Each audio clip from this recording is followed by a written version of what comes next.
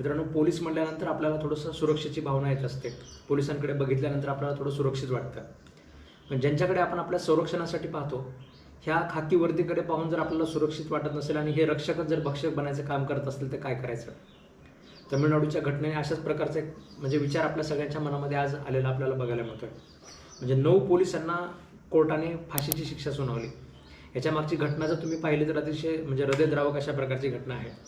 पोलिसांनी 2 माणसांचा जीव फक्त त्यांचा पोलिसचा जो इगो असतो ना, पोलीस इगो, म्हणजे तू पोलिसांना तू कशा पद्धतीने चॅलेंज करतोय. एक बिझनेसमॅन जो लॉकडाऊनचा नियम असं त्याच्याकडनं भंग करण्यात आला होता. ते गुन्हाही एवढा सिरियस नव्हता. म्हणजे कोरोना संपल्यानंतर तर आपण ते सगळे गुन्हे शेवटी लोकांवरचे काढून घेतले होते. म्हणजे सर्क्युलर त्याच्यामध्ये सरकारनेच केले आणि सगळेच्या सगळे गुन्हे विड्रॉ करून टाकले. म्हणजे एवढा क्षुल्लक गुन्हा होता जो विड्रॉ सुद्धा करण्याच्या लायकीचा होता. त्या गुन्ह्यासाठी पोलिसांनी त्या बिझनेसमॅनला पकडलं आणि विषय फक्त पोलिसांचा इगो एवढा भयंकर होता की त्यांनी एकच गोष्ट ठरवली की म्हणजे हा व्यक्ती लहान माणूस आहे आणि हा पोलिसांचा आम्हाला कसं काय चॅलेंज करतो. त्याला एवढी अमानुष पद्धतीने मारहाण सुरू झाली. ठीक आहे, मारहाण सुरू झाल्यानंतर त्याच्यामध्ये त्याचा मुलगा आला मध्ये, त्याच्या मुलाला सुद्धा त्यांनी मध्ये घेतलं, मुलाला सुद्धा त्यांनी मारहाण सुरू केली. त्या पोलिसांच्या या स्टेशनच्या सगळ्या भिंतीमध्ये एक प्रकारचा किंचाळवाना, त्याच्यामध्ये किंचाळ्या फक्त ऐकायला येत होते. याची आईची परीक्षा आहे, त्याच्यामुळे कुठलंच काम करू देत नाही. यार इथे बसतोस ना बरे,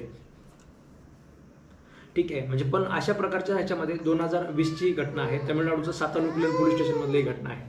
त्या गोष्टीच्या आपल्याला म्हणजे या ठिकाणी आपल्याला बघायला मिळतं. लॉकडाऊनमुळे थोडासा नियमाचा भंग केल्यामुळे अशा प्रकारची जी कारवाई आहे ती पोलिसांनी या ठिकाणी केली होती. आता ह्या पोलीस स्टेशनमध्ये जरी सगळीकडे अंधार असला, त्याच्यामध्ये एक ठिणगी मात्र जिवंत होती. ती म्हणजे एस रेवती, एक कनिष्ठ पोलीस कर्मचारी त्या ठिकाणी होती. तिचं सुद्धा असं होतं की म्हणजे तिला सुद्धा स्वतःची जीवाची भीती होती. कारण हे सगळं पोलीस प्रशासन एक प्रकारे तिच्या ठीक आहे सगळं पोलीस प्रशासन जे आहे ते एक प्रकारे तिच्या विरोधात त्याच्यामध्ये तिथे काम करत होतं.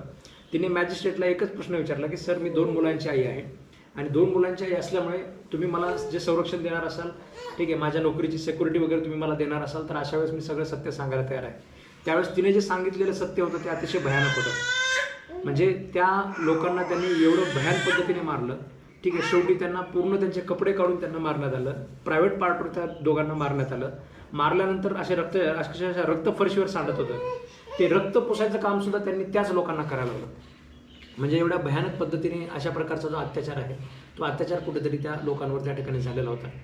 आणि हे सगळं झाल्यानंतर आता शेवटी कोर्टाने म्हणजे हायकोर्टाने स्वतः संज्ञान घेऊन त्याच्यामध्ये म्हणजे मदुराई बेंचच्या हायकोर्टाने स्वतः संज्ञान घेऊन त्या केसमध्ये अशा पद्धतीचा निकाल झालेला आहे. कोर्टाचं या ठिकाणी कौतुक करावं वाटतं की पोलिसांकडनं आता बऱ्याच वेळेस मी म्हणजे विद्यार्थ्यांना क्लासमध्ये सांगत असतो की अशोक खरातच्या प्रकरणामध्ये जे आपण बघितलं की म्हणजे तो एवढा चुकीच्या पद्धतीचा माणूस होता, तर अशा माणसाला सुद्धा त्याचे सगळे अधिकार मिळायला पाहिजेत. आता आपल्या नवीन BNSS वगैरे आपण पाहतो की म्हणजे जो अरेस्टेड पर्सन आहे त्याचं मेडिकल एक्झामिनेशन सुद्धा आता आपण म्हणजे कंपल्सरी केलेलं आहे की प्रत्येक जो व्यक्तीला अरेस्ट केलेला आहे त्याचं तुम्ही मेडिकल एक्झामिनेशन केलं पाहिजे. काही फॉरेन कंट्रीचे तुम्ही कायदे जर बघितले तर एखाद्या अॅक्युज पर्सनच्या अंगावर जर समजा काही इंजुरी आढळल्या, म्हणजे भविष्यामध्ये जर काही इंजुरी आढळल्या, पोलीस कस्टडीमध्ये जात असताना त्याचा तो एकदम क्लिअर होता, पण नंतर जर काही इंजुरी आढळल्या तर अशा वेळेस हे प्रिझ्यूम असते की पोलिसांनी त्याला मारहाण केलेली आहे. भारतामधला कायदा अजूनही त्या स्टेजपर्यंत जायचा आहे. अशोक खरात हा माणूस फार वाईट होता, समजा सगळ्या गोष्टी आहेत, त्याचे व्हिडिओज पुरावे वगैरे आपल्याकडे सगळं काही आहे.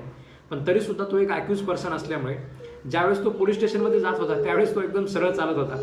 पण पोलीस स्टेशनमधनं बाहेर आल्यानंतर त्याच्यामध्ये पोलिसांनी त्याची जी परिस्थिती केली होती, ठीक आहे, हे जे अधिकार आहेत ते पोलिसांना कुठेतरी त्याच्यामध्ये नसायलाच पाहिजेत. आणि हे जर अधिकार पोलिसांना असतील तर अशा वेळेस आपलं कायद्याचं राज्य कुठेतरी राहणार नाही. तुम्हाला काय वाटतं कमेंट बॉक्समध्ये मला नक्की सांगायला विसरू नका. मे बी बस जरा शांत, आपली मम्मीला संध्याकाळी 5 वाजणार आहेत घरी यायला, तोपर्यंत सांभाळायचे तुला, ठीक आहे. तर तुम्हाला काय वाटतं मला कमेंट बॉक्समध्ये सांगा. धन्यवाद मित्रांनो.